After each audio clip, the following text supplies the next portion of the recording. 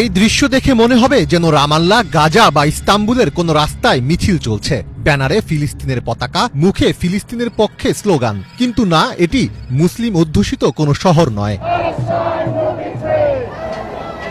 এই গণজমায়েতের পটভূমি অস্ট্রেলিয়ার গর্ব ও সভ্যতার প্রতীক হারবার ব্রিজ। অস্ট্রেলিয়ার মোট জনসংখ্যার মাত্র ৩% মুসলিম ধর্মাবলম্বী। তা সত্ত্বেও হাজার হাজার মানুষের এই সমাবেশ প্রমাণ করে দিল, ফিলিস্তিন এখন কোনো ধর্মীয় ইস্যু নয়, এটি এখন মানবতার প্রশ্ন। ৩ আগস্ট সিডনির ঐতিহাসিক হারবার ব্রিজে মার্চ ফর হিউম্যানিটি শীর্ষক এই সমাবেশটির আয়োজন করা হয়, যেটিকে বলা হচ্ছে সিডনির ইতিহাসের সর্ববৃহৎ গণজমায়েত। সংবাদ মাধ্যম আল জাজিরার এক প্রতিবেদনে বলা হয়, ফিলিস্তিনের সমর্থনে এই শান্তিপূর্ণ বিক্ষোভে অংশ নিয়েছেন ৯০,০০০-এরও বেশি মানুষ। তবে আয়োজকদের দাবি, সেখানে উপস্থিত ছিলেন প্রায় ৩ লাখ মানুষ। এদিন প্রবল বৃষ্টিকে উপেক্ষা করেই হাজার হাজার মানুষ ফিলিস্তিনের পক্ষে এবং গাজায় যুদ্ধবিরতির দাবি জানিয়ে রাস্তায় নেমে আসেন। সাধারণ মানুষ ও বিভিন্ন সংগঠনের কর্মীদের পাশাপাশি মিছিলে অংশ নেন উইকিলিক্সের প্রতিষ্ঠাতা জুলিয়ান অ্যাসেন্স ও ফেডারেল এমপি এড হুসিক। এছাড়াও নিউ সাউথ ওয়েলসের সাবেক প্রিমিয়ার রব কার সহ অনেক বিশিষ্টজনও এই মিছিলে সামিল হন।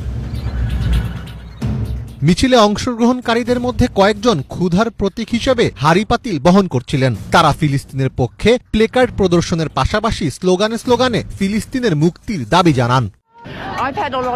গত কয়েক বছর ধরে আমি বেশ কিছু শারীরিক অসুস্থতায় ভুগছি। আমার চলাফেরা করতে সমস্যা হচ্ছে। অস্ট্রেলিয়ায় আমার মানবাধিকার এবং ভালো চিকিৎসা সেবা পাওয়ার সুযোগ রয়েছে, কিন্তু ফিলিস্তিনের জনগণের সেটি নেই। তাদের হাসপাতালগুলোতে বোমা হামলা হচ্ছে, তারা চিকিৎসা সেবার মৌলিক অধিকার থেকে বঞ্চিত হচ্ছে। আমি বিশেষভাবে এর জন্যই এই মিছিলে সামিল হয়েছি। শুরুতে অস্ট্রেলিয়ার নিউ সাউথ ওয়েলস রাজ্যের প্রধানমন্ত্রী ক্রিস মিন্স ও স্থানীয় পুলিশ এই আয়োজন বন্ধের চেষ্টা করে। এমনকি নিরাপত্তা ও ট্রাফিক ম্যানেজমেন্টের কারণ দেখিয়ে রাজ্যের সুপ্রিম কোর্টেও আবেদন করা হয়েছিল, তবে আদালত তা প্রত্যাখ্যান করে মিছিলের পক্ষে রায় দেন। এই আইনি সংঘর্ষ এবং সরকারের বিরোধিতার কারণে সাধারণ মানুষের মধ্যে এক ধরনের জেদ তৈরি হয়। প্রতিবাদের ঢেউ ওঠে সামাজিক যোগাযোগ মাধ্যমেও। ফলে মিছিলের দিন বৃষ্টি ও ঠান্ডা আবহাওয়া উপেক্ষা করে মানুষ উপস্থিত হন, যারা স্লোগান দিতে দিতে ব্রিজ পার হয়ে শান্তিপূর্ণ বিক্ষোভ সম্পন্ন করেন। সম্প্রতি বিশ্বব্যাপী ইসরায়েলের ওপর ব্যাপক হারে কূটনৈতিক চাপ বেড়েছে। ইতিমধ্যে ফ্রান্স এবং যুক্তরাজ্য জানিয়েছে তারা ফিলিস্তিন রাষ্ট্রকে আনুষ্ঠানিকভাবে স্বীকৃতি দেবে। এরপর জাতিসংঘের ৮০তম সাধারণ অধিবেশনে আনুষ্ঠানিকভাবে ফিলিস্তিন রাষ্ট্রকে স্বীকৃতি দেওয়ার কথা জানায় কানাডাও।